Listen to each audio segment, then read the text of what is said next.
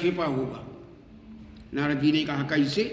तो बेटी कहती है कि गुरु कुम्हार घट शिष्य है और गढ़ गढ़ काढ़त खोट और भीतर कर अवलंब है सुबाहर मारत चोट।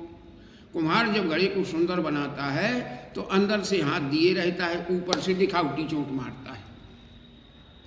नारद जी ने कहा ये बंधन मुक्त नहीं कर पाऊंगा मैं इसे, ये तो मेरी गुरु बन गई, कुम्हार की घड़े का उपदेश देने लगी। बहुत कुछ हिलाया झुलाया, परेशान हुई। बेटी ने नहीं, चले गए। पहुंचे भगवान के पास।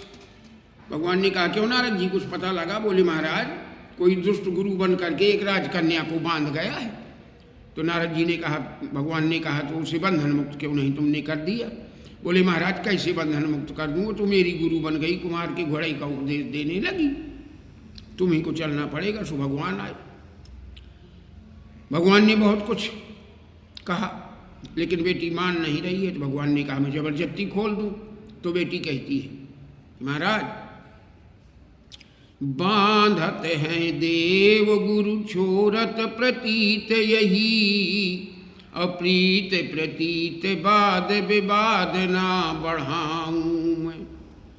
आप करे मोक्ष गुरु बांधे यो विरोधी भाव, सो सुन कर के स्वप्न में संतोष नहीं पाऊं मैं।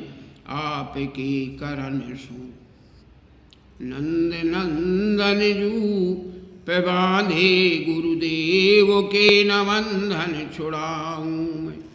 बेटी ने कहा महाराज आप बंधन मुक्त कर देंगे और यदि गुरु नाराज हो गए तो मेरा कल्याण नहीं होगा। नारद जी से फिर भगवान ने कहा कि जाओ नारद जी अब इसके गुरु को ढूंढ के लाओ। नारद जी ने कहा महाराज मैं कहाँ मारा मारा फिरूंगा, चोरों का कहीं स्थायी ठिकाना होता है। नारद जी ने कहा देर न करो, जल्दी जाओ, तुम ही मेरे CID हो।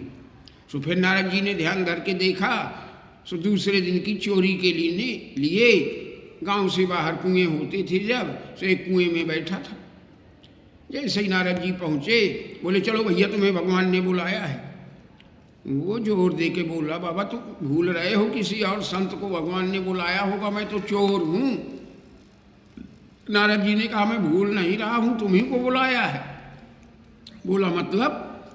नारद जी ने कहा मतलब बड़ा अच्छा है, तुम्हारे द्वारा उस राजकन्या का दीक्षा संस्कार अच्छा हुआ, सो उसे बंधन मुक्त कर दो और तुम भी दर्शन कर लो। तो चोर चाहे जितना साहसी हट्टा कट्टा हो, असली पोल खुल जाए तो वो ढीला हो जाता है। सो नारद जी